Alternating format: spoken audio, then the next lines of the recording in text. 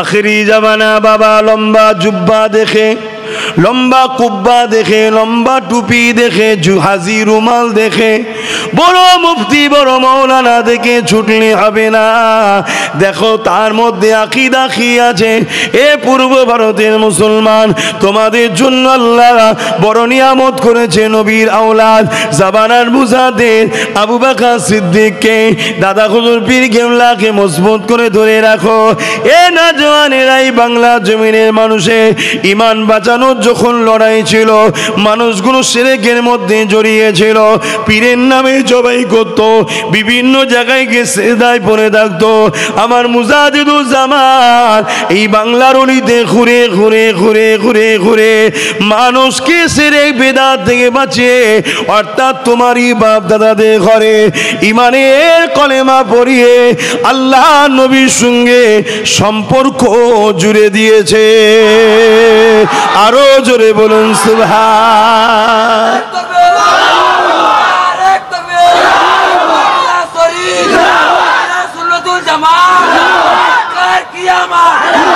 এ নওজওয়ানেরা, তাই মনে রাখবে আখিরি জামানাতে ঈমান বাঁচানো বড় মুশকিল হয়ে যাবে। আল্লাহ নবী বললেন হাতের তালুতে আগান রাখা সহজ হবে, তার থেকে কঠিন হবে ঈমান বাঁচানো। কেউ কি হাতের তালুতে আগুন রাখতে পারে? এর থেকেও কঠিন হবে ঈমান বাঁচানো। কেননা দাড়িতে, টুপিতে, জুব্বাতে, লেবাসে, নামাজে, রোজাতে মুফতি মৌলানা সেজে আখিরি জামানায় ঈমান চুরি করে নেবে। তাই বলে দিয়ে যায় সুন্দর কথা, সুন্দর হাসি, সুন্দর আখলাক আর খাওয়া দেখে ছুটলে হবে না। দেখো সে তোমাকে নবীর সঙ্গে জুড়তে চাইছে কিনা। যে নবীর সঙ্গে জুড়তে চায় না তার থেকে দূরে তোমাকে থাকতে হবে। এ যুবকেরা, তরুণেরা, বাপেরা, আমার মুজাদ্দিদুজ্জামান এই দিনের প্রচার করতে করতে তোমাদেরই বাপ দাদা মুরব্বীদের কাছে ইসলামকে দিতে দিতে দিতে এতটা ক্লান্ত হয়ে গেলেন। হুজুর আমার অসুস্থ হয়ে গেলে ডাক্তার এসেছে, হুজুরের বললেন ব্লাড পরীক্ষা করতে হবে। আল্লাহ নবীর বিরুদ্ধে দাঁড়িয়ে গেল আবু জেহেল, আল্লাহ নবীর বিরুদ্ধে দাঁড়িয়ে গেল উতবা সাহেব আবু লাহাব, আল্লাহ নবীর বিরুদ্ধে দাঁড়িয়ে গেল আবু সুফিয়ান। এইভাবে তৎকালীন সময় রোম থেকে শুরু করে, কিসরা থেকে শুরু করে, পারস্য থেকে শুরু করে তাম পৃথিবী জুড়ে আমার রাসূলুল্লাহর বিরুদ্ধে ক্ষমতাশালীরা দাঁড়িয়ে গেল। কেননা তারা ক্ষমতার জোরে মানুষকে গোলাম বানিয়ে রেখেছিল। আল্লাহ নবী জানালেন সৃষ্টিকর্তার সৃষ্টিকে কখনো কোনো মানুষ গোলাম বানিয়ে রাখতে পারে না। মানুষ কখনো কারো কিন্তু দাস দাসী নয়। আল্লাহ নবীর বিরুদ্ধে তারা দাঁড়িয়ে গেল। কেন নবী পাক বলেছিল নারীগুলোকে জ্যান্ত পুঁতে দিও না, নারী হলো মায়ের জাত, ওদেরকে বাঁচার স্বাধীনতা দাও। ওই সময় যারা নারীগুলোকে ভোগের পাত্রী বানিয়ে দিয়েছিল তারা আমার রাসূলুল্লাহর বিরুদ্ধে দাঁড়িয়ে গেল। শুনছেন? এ নওজওয়ানেরা, আল্লাহ নবী জানিয়ে দিলেন গরিবকে তার অধিকার দাও, গরিবকে তার অধিকার দাও, গরিবকে ইনসাফ করো, বিধবাদের অধিকার দাও, এতিমের অধিকার দাও, ইনসাফ ইনসানিয়াত করো, নাই সত্য প্রতিশোধ করো, জুলুম বন্ধ করো, মিথ্যা বন্ধ করো, মানুষকে অত্যাচার করা বন্ধ করো। এই কথা যখনই নবী পাক জানিয়ে দিল, নবী পাকের বিরুদ্ধে তৎকালীন সময় যারা জালিম অত্যাচারী ছিল আমার নবী পাকের বিরুদ্ধে তারা চরমভাবে লেগে গেল। আজকে দিনও পৃথিবীর জমিনে তারাই আমার নবী পাকের বিরুদ্ধে লাগছে, যারা কিনা গরিবদেরকে জুলুম করে, এতিমদের মাল ছেড়ে খায়, অসহায়দের ওপরে জুলুম করে, নারীদের ওপরে জুলুম করে, তারাও আজকে দিনে আমার রাসূলুল্লাহ দিনের ওপরে অত্যাচার করছে।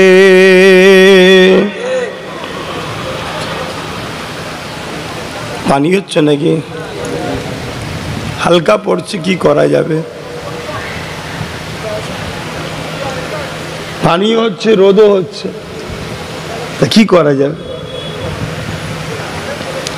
আল্লাহ নবী অনেক কষ্ট করে দিন ইসলাম প্রচার করেছেন।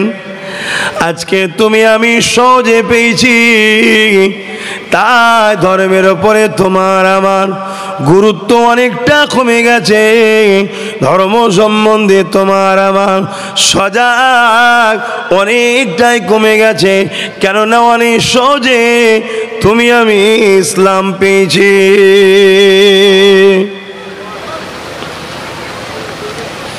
কিন্তু অনেক কষ্টের পর ইসলাম এসেছে।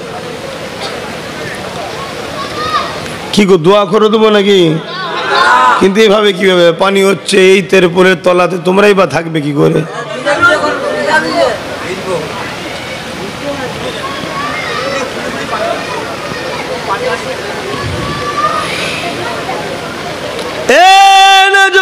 তরুণেরা,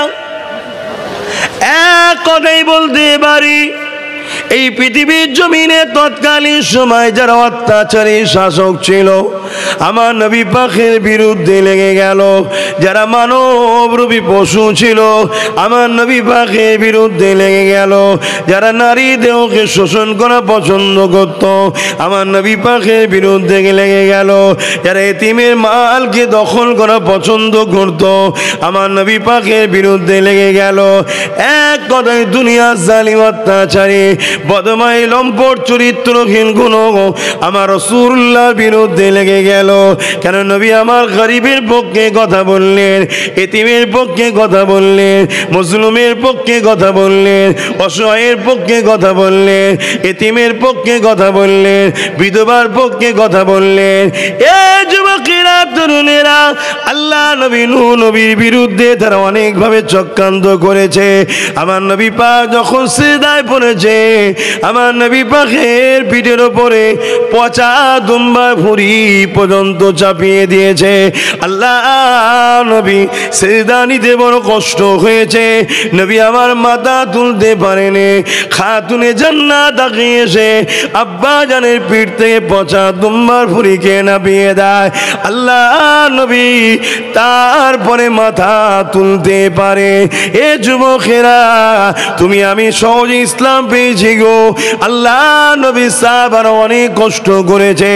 আবু জেহেল আমার নবীকে যারা মেনেছে, তাদেরকে জোর করে ধরে নিয়ে গরম বালির ওপরে চিৎ করে শুইয়ে দিয়ে তাদের বুকের ওপরে ভারী পাথর পর্যন্ত চাপিয়ে দিয়েছে। তাদেরকে বলতে লেগেছে, মুহাম্মদকে ছেড়ে দাও, নাই তোমাদের উপরে আরো জুলুম হবে। এই কষ্ট জুলুম সহ্য করতে না পেরে অনেক সাহাবা হুজুররা শহীদ হয়ে গেছে। তথাপিও তারা আমার নবী পাককে ছাড়েনি। আরো জোরে বলুন সুবহান।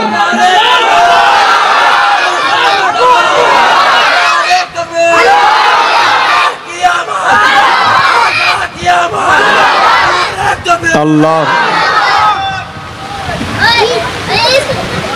কি করবো গো, পানি বাড়ছে তো।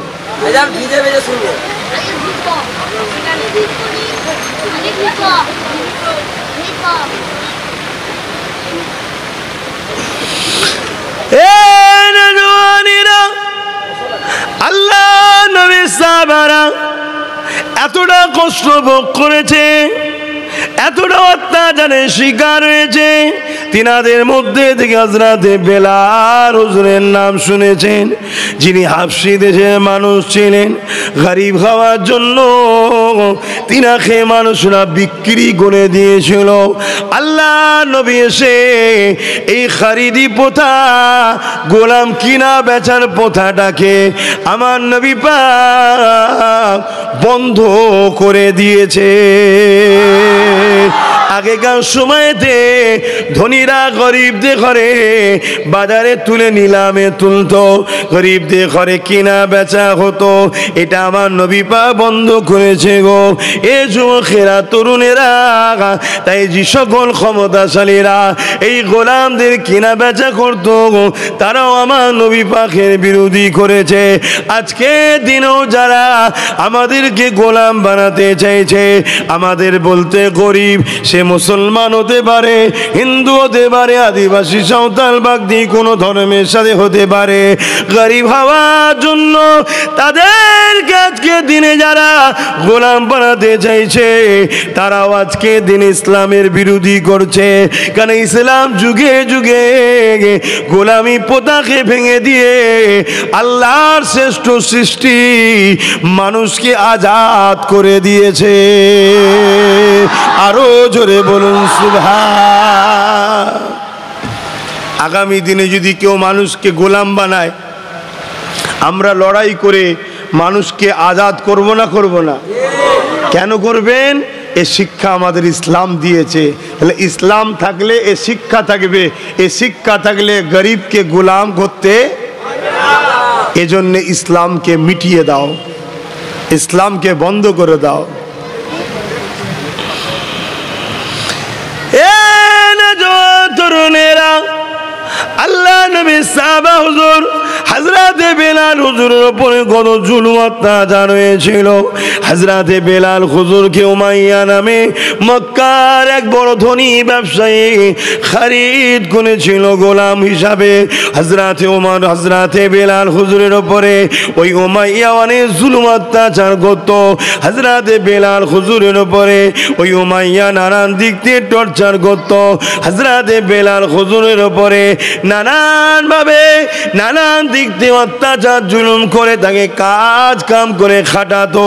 শুধুমাত্র বেঁচে থাকার মতো সামান্য একটু খেতে দিত, বাকি তার দ্বারা অমানবিক অত্যাচার করে কাজ নিত।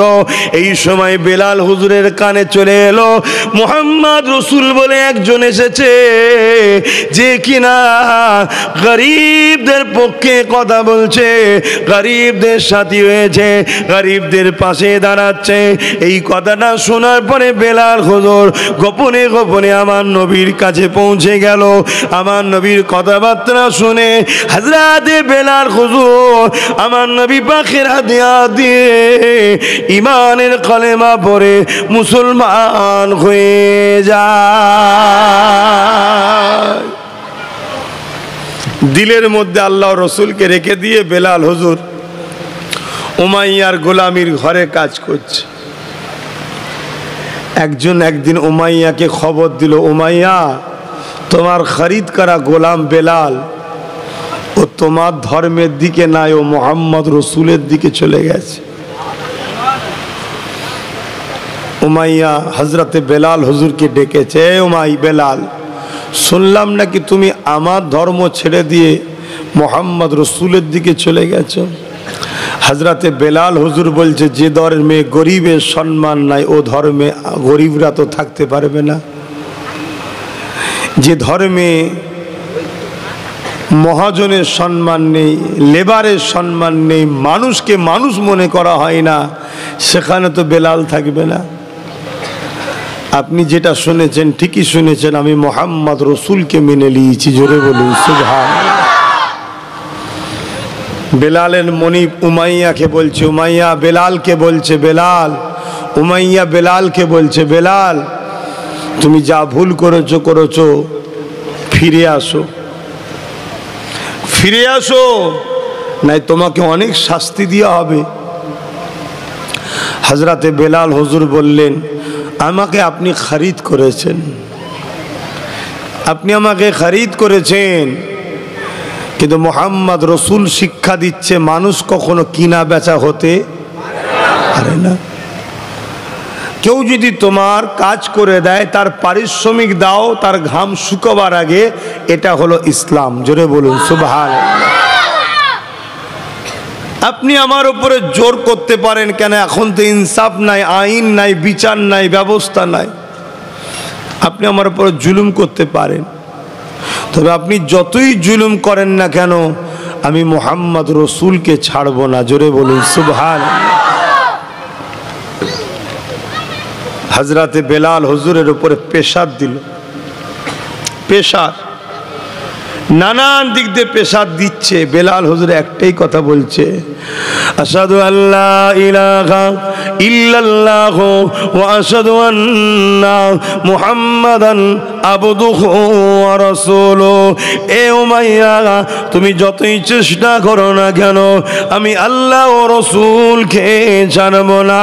যে আল্লাহ আমাকে সৃষ্টি করেছে, যে মুহাম্মদ রসুলকে আল্লাহ রসুল করে পাঠিয়েছে, এ উমাইয়া তুমিও সেই আল্লাহকে মেনে নাও, মুহাম্মদ রসুলকে রসুল বলে মেনে নাও।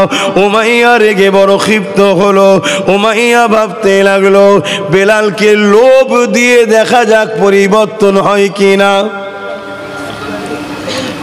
এত কষ্ট দিয়ে হচ্ছে না তো লোভ দিয়ে দেখা যাক। এজন্যে লোভ দিল। কি লোভ? এদিকে শোনেন, এদিকে শোনেন। ওদের খেয়ে দিয়ে কাজ নেই, তখন তেরপুল মাথার শখ গেছে। এখন আগে করবেন, এখন করছে, দাঁড়িয়ে আছে। শুনছেন?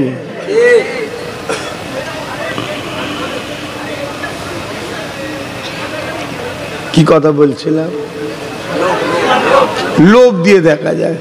বেলালকে বলল, বেলাল তোমাকে আজাদ করে দেব, এবং আমাদের যে ক্ষমতা টিম আছে, ওই যে টিম, আমরা যে শাসক, আমাদের একটা পদে তোমাকে লিডার হিসাবে বানিয়েও দেবো। তুমি শুধু আল্লাহ রসুলকে ছেড়ে দাও। কি গো, হযরতে বেলাল হুজুর ছেড়ে দিয়েছিলেন? আজকে আমরা কি করছি? বড় বড় মুফতি মৌলানারা পর্যন্ত বিক্রি হয়ে যাচ্ছে, সামান্য অর্থের জন্য বিক্রি হয়ে যাচ্ছে।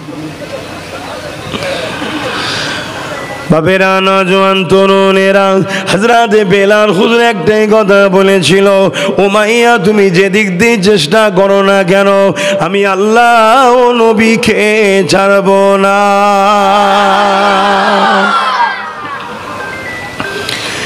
এ নওজোয়ান তরুণেরা, এই জন্য উমাইয়া বেলাল হুজুরের পায়ে রশি বেঁধে, বাবল করে লোহা শিকল বেঁধে দিয়ে, হাতে শিকল বেঁধে গলায় বেড়ি পরিয়ে হযরতে বেলাল হুজুরকে টেনে টেনে নিয়ে মক্কার বাজারে নিয়ে যে হাজির করে দিল। কেননা মক্কার বাজারে নিয়ে গেলে সবাই ভিড় হয়ে যাবে, ওই ভিড়ের সামনে বেলালকে জুলুম করা হবে। বেলাল লজ্জিত হয়ে হয়তো পরিবর্তন হয়ে যেতে পারে, বা বেলাল যে আল্লাহ ও রসুলকে মেনেছে, অন্য কারো যদি মানার ইরাদা থাকে, বেলালের অত্যাচার দেখে দ্বিতীয় কেউ যেন আর বেলালের দিকে না যায়, এই জন্যে তাকে নিয়ে গিয়ে জুলুম করো, অত্যাচার করো। যেমন আজকে আমার দেশেতে মুসলমানকে মারছে আর ভিডিও করে ছাড়ছে, মুসলমানকে কতল করছে ভিডিও করে ছাড়ছে, মুসলমানকে টেনে পিটোচ্ছে, বাসে পিটোচ্ছে, রাস্তাঘাটে পিটোচ্ছে আর ভিডিও করে ছাড়ছে। কেন ছাড়ছে? যাতে করে তুমি আমি ঘাবড়ে যাই, তুমি আমি ভয় খেয়ে যায়, যাতে করে তুমি আমি চুপচাপ হয়ে যায়। এর জন্য ষড়যন্ত্র চলছে, বাংলার বাইরে বাইরে হচ্ছে। আর বাংলায় কি হচ্ছে? আব্বাস সিদ্দিকের পক্ষে যারা থাকে তাদের উপরে জুলুম অত্যাচার করো, কেস দাও, মারো, ধরো। কেন? বাংলার বাইরে যারা রয়েছে তারা মুসলমানের দুশ্মনী করছে। এ যুবকেরা, তরুণেরা, বাপেরা, এখানেও ইসলামের বিরুদ্ধে যে রয়েছে তার বিরুদ্ধে আমি বলি, তাই আমার পক্ষে যারা থাকে তাদের উপরও জুলুম এখানে হয় না, হয় না? এগুলো দেখানো হয় যদি ভয় খেয়ে যায়। আর এরা কোনো জায়গাতেই পারত না যদি এদের পিছনে মুনাফেক মুসলমান না থাকতো। আমাদের সমাজে এখন মুনাফেক মুসলমানের সংখ্যাটা একটু বেশি, এজন্যে এই সমাজ মুসলমান আজকে এত লাঞ্ছিত, এত অপমানিত, এত পদদলিত। এটা অন্য কাউকে দোষ দিয়ে লাভ নেই। কেন? কুরুলের কাজ ভাই কাটা, ও কাটবে। তুমি যতই বলো এটা সেকুলার কুরুল, এটা কমনাল কুরুল, সবার কাজ একটাই, কাটবে। কেন? কুরুল। কথা বুঝছেন তো নাকি? হ্যাঁ, গতকালকে যাকে সেকুলার ভেবেছিল আজকে কমলার হয়ে গেছে, তোমার জেলাতেই তো হয়েছে। দেখছো নি উল্টো পাল্টা চিল্লাচ্ছে, কখন বলছে জিহাদি জিহাদি জিহাদি, কখন বলছে দরুদ শরীফ আল্লাহুম্মা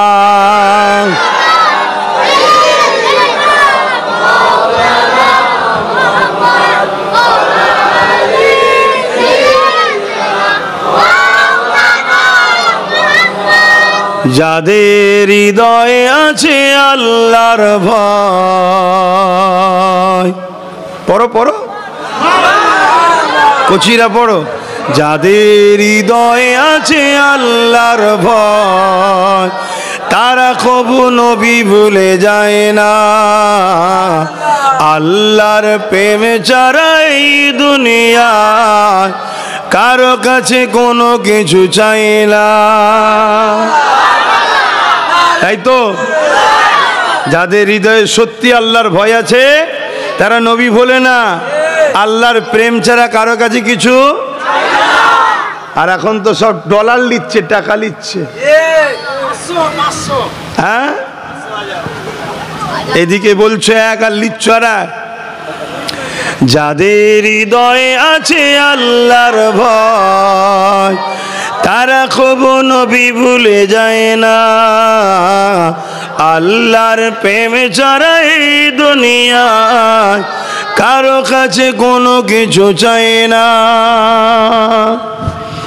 রাতের আধারে যারা সিজদাতে রয় দু চোখের ওষুধে নদী যেন বয়, রাতের আধারে যারা সিজদাতে রয় দু চোখের ওষুধে নদী যেন বয়, ছলনার কাছানি যত আসো, ছলনার কাছানি যত আসো পিছনে ফিরো তাকায় না, যাদের হৃদয়ে আছে আল্লাহর ভয় তারা কবু নবী ভুলে যায় না।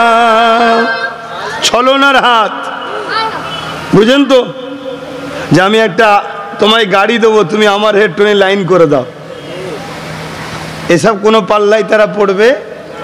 যেটা বলুন যে আমি 2-5 লাখ টাকা দিচ্ছি একটু আমাকে স্টেজ শেয়ারটা করতে দাও, কথা বুঝছেন না বোঝেন না? আমাকে একটু স্টেজে বসতে দেবে, আমি একটুখানি যাবো, একটু হাতটা লেড়িয়ে দেবো, 2-5 লাখ টাকা দেবো খনি। কথা শুনছেন? যারা প্রকৃত আল্লাহর ভয়লে ঘরে তারা এসব করতে পারবে না। কেন? এই মেম্বার কার? আমার রাসূলুল্লাহর। জোরে বলুন সুবহানাল্লাহ। হ্যাঁ, গরিবী হালে থাকা ভালো, আল্লাহ যদি পছন্দ করে ধনী হওয়ার থেকে গরিবী হালে থাকা ভালো। আমার মসজিদ মাটির থাক যেন নামাজটা কবুল হয়, আমার মসজিদ মার্বেল এসি কিন্তু ওর মধ্যে সুদের পয়সা ঘুষের পয়সা ঢুকে গেছে, হবে তো সেজদা? এখন তো এটাই চাইছে যে প্রোগ্রাম হচ্ছে আমায় নিয়ে যাও, আমি যাব, 10 লাখ টাকা দেবো, 5 লাখ টাকা দেবো, 2 লাখ টাকা দেবো, দাও ঢুকিয়ে দাও, ইসলামের কাজে ঢুকিয়ে দাও, আমার সুদের টাকা, আমার হারামের টাকা, আমার মদের টাকা, আমার দেহ বিক্রি করার নারীদের টাকা ঢুকিয়ে দাও, যাতে করে ধর্মটা কুলসিত হয়ে গেল। ওখানে আর কাজ হবে? ওই মসজিদে সেজদা দিয়ে কোনো লাভ হবে? ওই মাদ্রাসায় পড়াশোনা করে বেরিয়ে দিন ইসলামের কোনো কাজে লাগবে? এটা তো পরিকল্পনা চলছে ইসলামকে মিটাবার, কিন্তু আমরা সেই ফাঁদে পা দিচ্ছি, লোভে পড়ে গেছি, আমরা লুবি হয়ে গেছি, তাই আমরা সেই ফাঁদে পা দিয়ে ফেলছি। আল্লাহ আমাকেও আমাদেরকে হিদায়েত করেন, বলুন আমিন। কতটা কষ্ট করেছিলেন সাহাবা হুজুররা। হযরতে বেলাল হুজুরকে মক্কার বাজারে নিয়ে যাওয়া হলো, পায়ে বেরি পরানো, কোমরে বেরি পরানো, গলাতে বেরি পরানো, হাতে বেরি পরানো, টেনে টেনে নিয়ে মক্কার বাজারে নিয়ে গিয়ে সবাই চারিদিক দিয়ে মারতে লেগেছে। উমাইয়া, আবু জেহেল, আবু সুফিয়ান, আবু লাহাব, এমন করুম হযরতে বেলালকে মারতে লেগেছে। সবাই জিজ্ঞাসা করতে লেগেছে বেলাল কি করেছে, বেলাল কি খুন করেছে নাকি না, বেলাল কি জুলুম করেছে নাকি না, বেলাল কি কি রেপ করেছে? না। বেলাল কি চুরি করেছে? না। কি করেছে? বেলাল ইনসাফের পক্ষে, ইনসানিয়াতের পক্ষে, মানবতার পক্ষে, সৃষ্টিকর্তা আল্লাহর পক্ষে, তিনার রাসূল মুহাম্মদ সাল্লাল্লাহু আলাইহি ওয়াসাল্লামের পক্ষে চলে গেছে। চুরি করার জন্য মারছে না, খুন করার জন্য মারছে না, রেপ করার জন্য মারছে না। হযরতে বেলাল কি অপরাধ করেছে? তাদের নজরে অপরাধ বেলাল গরিবের পক্ষে, মোহাম্মদ সেই মোহাম্মদের দিকে গেছে। বেলাল ইনসাফের পক্ষে, মোহাম্মদ রসুল সেই রসুলের দিকে গেছে। এক কথায় নাই সত্য, ইনসাফের দিকে হযরতে বেলাল চলে গেছে আমাদেরকে ছেড়ে দিয়ে। তাই আজকের দিনেও দেখুন, সমাজে যারা দুর্নীতি করছে এদেরকে কেউ মারে না, সমাজে যারা রেপ করছে এদেরকে কেউ ধরে না, সমাজে যারা মদের মতো 2 নম্বর নেশা মানুষকে খাইয়ে মানুষের লিভার কিডনি পরিবার নষ্ট করছে এদেরকে কেউ ডিস্টার্ব করে না, সমাজে যারা অত্যাচার করছে, গরিবের মাল ঝেড়ে খাচ্ছে, এতিমের মাল ঝেড়ে খাচ্ছে, বিধবার উপরে জুলুম করছে, এদেরকে কেউ ডিস্টার্ব করে না। আজকে ডিস্টার্ব করছে কারা? যারা গরিবের পক্ষে কথা বলতে চায়, এতিমের পক্ষে কথা বলতে চায়, মানুষের পক্ষে কথা বলতে চায়, তাদেরকে দেখুন জুলুম করা হচ্ছে। কেন? আজকেও আবু জেহেল আছে না নাই? তারা করছে। তোমাকে ডিসাইড করতে হবে, তুমি যদি দুনিয়া চাও তাহলে আখেরাত হারাও, আর আখেরাত চাও দুনিয়া বাপ কষ্টের হবে। কিচ্ছু করার নেই, দুটোর মধ্যে একটা তোমায় নিতে হবে, দুটো পাওয়া যাবে না। সাহাবা হুজুররা কখনো কখনো কাঁদতেন, আল্লাহ এত আরামের জিন্দেগি কেন হয়ে গেল আমাদের? আমাদেরকে কি আপনি নারাজ হয়ে গেলেন? আখিরাত কি আমাদের অন্ধকার হতে লাগলো নাকি? এইভাবে সাহাবারা কষ্ট পরীক্ষা না আসলে কাঁদতে থাকতো। এ যুবকেরা, তরুণীরা, বাপেরা, আল্লাহ আমাদেরকে ভালোবাসলে আমাদেরকে পরীক্ষা নেবে, বিভিন্ন দিক দিয়ে পরীক্ষা নেবে। মনে রাখবে, যত কষ্টই হোক না কেন, ন্যায়ের ওপরে, সত্যের উপরে মজবুত হয়ে আমাকে আপনাকে থাকতে হবে। গরিবের পক্ষে থাকতে হবে, ইনসাফের পক্ষে থাকতে হবে, ইনসানিয়াতের পক্ষে থাকতে হবে। এক কথা, সৃষ্টিকর্তা যে কাজ করলে খুশি হয় ওই রাস্তায় তোমাকে আমাকে থাকতে হবে। এই যুবকেরা, তরুণেরা, সাহাবা হুজুররা অনেক কষ্ট করলেন। আল্লাহ নবী 570 খ্রিস্টাব্দে এসে 63 বছর ধরে দুনিয়া জমিনে মানুষের গায়ে থাকলে, 40 বছর বয়সে নবুয়তের এলান করলেন, 23 বছর ধরে দিনের প্রচার করতে লাগলেন।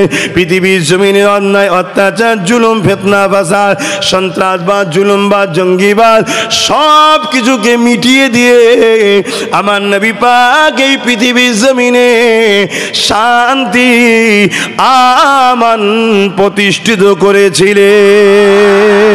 আরো জোরে বলুন সুবহান। তো নবী পাক সাল্লাল্লাহু আলাইহি ওয়াসাল্লাম চলে যাচ্ছেন। আল্লাহ নবীকে সাহাবা হুজুররা জিজ্ঞেস করলেন, হুজুর আপনি তো শেষ নবী, চলে যাবেন, তা আপনার পরে দিনের কাজ কি বন্ধ হয়ে যাবে?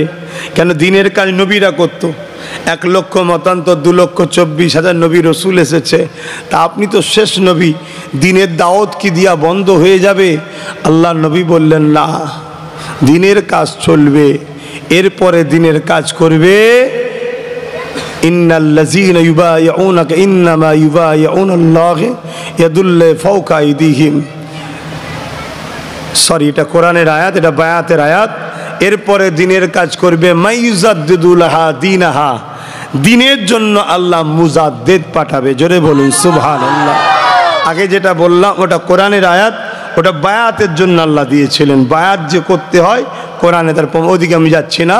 আল্লাহ নবী সাহাবা হুজুর দিগকে বললেন মাইয়ুজাদ্দিদু লাহা দীনাহা, এবারে দিনের জন্য আসবে নবী আর নয়, মুজাদ্দিদরা আসবে। জোরে বলুন সুবহানাল্লাহ। 19বিংশ শতাব্দীর যুগ শ্রেষ্ঠ পুরুষ, আওলাদে রসুল, আল্লামা সৈয়দ আবু বকর সিদ্দিক ফুরফুরাবি আল কুরাইশি, যিনি পূর্ব ভারত নয় তাম পৃথিবীর জন্যে মুজাদ্দিদুজ্জামান হয়ে এসেছেন। জোরে বলুন সুবহানাল্লাহ। এই পূর্ব ভারতের মানুষ আজ তো মাদ্রাসা হাজারো পাবেন, মসজিদ হাজারো পাবেন, মুসলমান হাজারো লাখো কোটি পাবেন, কিন্তু আমার মুজাদ্দিদুজ্জামান যখন এসেছিলেন এই পূর্ব ভারতে মসজিদ হাতে গোনা, তাও বন্ধ ছিল, মাদ্রাসা ছিল না, মসজিদ ছিল না, সেজদা দিতে হয় জানতো না, মুখে দাড়ি, মাথায় টুপি, জুব্বা, নামাজ, রোজা, কোরআন জানতো না। মুজাদ্দিদুজ্জামান দাদা হুজুর রহমাতুল্লাহ আলাইহি এই পূর্ব ভারতের মানুষের দরে দরে গিয়ে তাদেরকে এক আল্লাহ চিনিয়েছে, মোহাম্মদ রসুলের দিন দিয়েছে, নবী মোহাম্মদ রসুলের প্রেম আদব এই পূর্ব ভারতের মানুষ তোমাদের বাপ দাদাদের হৃদয়ে মুজাদ্দিদুজ্জামান দিয়েছে। জোরে বলুন সুবহানাল্লাহ। মনে রাখবেন মুজাদ্দিদুজ্জামান তিনি আল্লাহর সিলেক্টেড, নবীর সিলেক্টেড, কোনো মানুষের সিলেক্টেড নয়। তিনি আমাদের রাহবার, তিনি আমাদের উলিল আমর, তিনি আমাদের মুর্শিদ, তিনি আমাদের মুজাদ্দিদ, তিনি আমাদের উলিল আমর। আল্লাহ কোরআনের মধ্যে বললেন আতিউল্লাহ ওয়া আতিউর রাসূল উলিল আমরি মিনকুম, তোমরা উলিল আমরের অনুসরণ করো। সেই উলিল আমর ফুরফুরের হযরত জাবানার মুজাদ্দিদ দাদা হুজুর পীর কেবলা। জোরে বলুন সুবহানাল্লাহ। আজকে আব্বাস সিদ্দিকীর মতো হাজারো লাখো উলামা পাবেন, লাখো বক্তা, লাখো মুফতি, লাখো হাফেজ, লাখো রয়েছে। থাকাটা ভালো, বিরোধী করছি না, কিন্তু দুঃখের বিষয় আজ যে যার মতো করে এই মুজাদ্দিদুজ্জামানের সিলসিলার মুরিদগুলোকে একটা একটা করে টুকরো টুকরো করে এটা আমার, এটা আমার, এটা আমার, এটা আমার, এই ভাগ করাতে লেগেছে, ভাগ করাতে লেগেছে। কেন? একসাথে যদি 100 জন থাকে যে শক্তিটা হবে, ওটাকে 10 ভাগ করে দিলে ওই শক্তিটা আর থাকবে না। তাই আমি আপনাদের বলবো, মনে রাখবেন আমরা সবাই মুজাদ্দিদুজ্জামান দাদা হুজুরের সিলসিলার মুরিদ। জোরে বলুন সুবহানাল্লাহ। আল্লাহর ওলি হাজারো আছে, লাখো আছে, হোক আরো, আপনারা আল্লাহর ওলি হয়ে যান, বলুন আল্লাহুম্মা আমিন। আকাশে কোটি কোটি তারা আছে, তারার মাঝে চাঁদ কিন্তু একটা, চাঁদ একটা। এই কোটি কোটি তারা হলো ওলি আউলিয়া, আর চাঁদটা হলো জাবানার মুজাদ্দিদ। জোরে বলুন সুবহানাল্লাহ। হাজারো চেষ্টা করে মুজাদ্দিদ হওয়া যায় না, যেমন হাজারো চেষ্টা করে নবী হওয়া যায় না। নবী আল্লাহ সিলেক্টেড করে, মুজাদ্দিদও আল্লাহ সিলেক্টেড করে পাঠায়। জোরে বলুন সুবহানাল্লাহ। কেন? আমার নবীর পরে নবুয়াতের দরজা বন্ধ, তাই এবারে মুজাদ্দিদ আসবেন। ওই মুজাদ্দিদ আর নবীদের মধ্যে নবুয়াতের পার্থক্য। নবীরা নবুয়াত পেয়েছে, মুজাদ্দিদরা নবুয়াত পাবে না।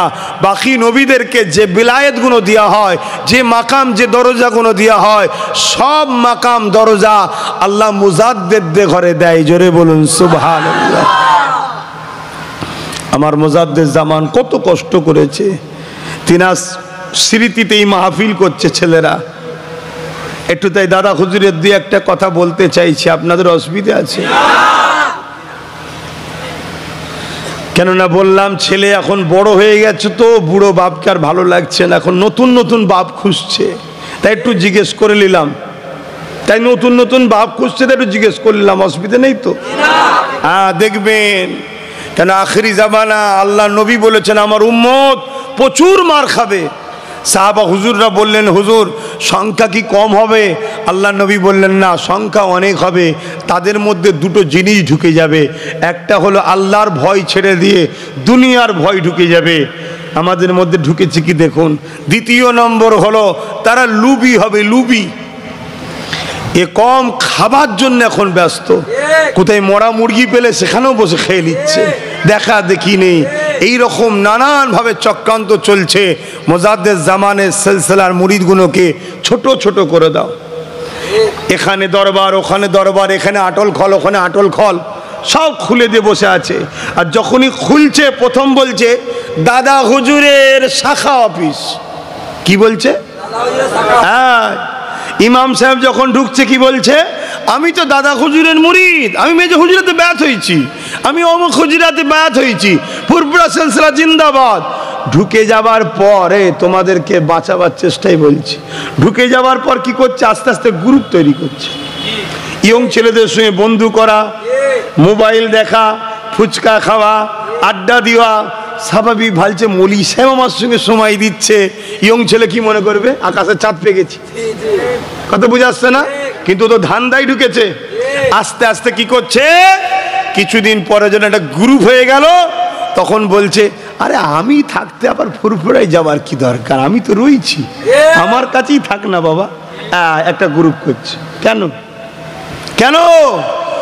এটা প্রতারণা নয়, এটা ধোকাবাজি চিটিংবাজি নয়। ধরো একটা মুদিখানার দোকান, মালিক তুমি, আমাকে সেলসম্যান বসিয়েছো, 2-4 বছর পর আমি যখন এসে বলছি কি খবর, বেচা কেনা কেমন হলো, তুমি আমাকে জিজ্ঞেস করছো বেচা কেনা কেমন হলো, আমি তখন তোমাকে বলছি কোথায় বাড়ি, তুমি দোকানের মালিক আমাকে বসিয়েছো, এখন তুমি বলছো কোথায় বাড়ি, বলে এটা চিটিংবাজি নয়? তো এই চিটিংবাজদের পাল্লায় পড়লে আমাদের ঈমান থাকবে মনে হয়? আখেরি জামানা বাবা লম্বা জুব্বা দেখে, লম্বা কুব্বা দেখে, লম্বা টুপি দেখে, হাজি রুমাল দেখে, বড় মুফতি বড় মৌলানা দেখে ছুটলে হবে না। দেখো তার মধ্যে আকীদা কি আছে। এ পূর্ব ভারতের মুসলমান, তোমাদের জন্য আল্লাহ বড় নিয়ামত করেছে, নবীর আওলাদ জামানার মুজাদ্দিদ আবু বকর সিদ্দিককে, দাদা হুজুর পীর কেবলাকে মজবুত করে ধরে রাখো। এ নওজওয়ানেরাই বাংলা জমিনের মানুষের ঈমান বাঁচানোর যখন লড়াই ছিল, মানুষগুলো শিরকের মধ্যে জড়িয়েছিল, পীরের নামে জবাই করত, বিভিন্ন জায়গায় গিয়ে সিজদায় পড়ে থাকতো। আমার মুজাদ্দিদুজ্জামান এই বাংলার অলিতে ঘুরে ঘুরে ঘুরে ঘুরে ঘুরে মানুষকে শিরক বিদআত থেকে বাঁচিয়ে, অর্থাৎ তোমারই বাপ দাদাদের ঘরে ঈমানের কলেমা পড়িয়ে আল্লাহ নবীর সঙ্গে সম্পর্ক জুড়ে দিয়েছে। আরো জোরে বলুন সুবহান।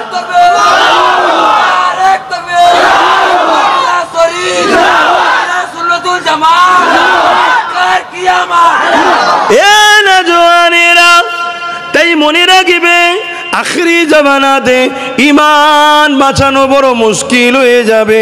আল্লাহ নবী বললেন হাতের তালুতে আগান রাখা সহজ হবে, তার থেকে কঠিন হবে ঈমান বাঁচানো। কেউ কি হাতের তালুতে আগুন রাখতে পারে? এ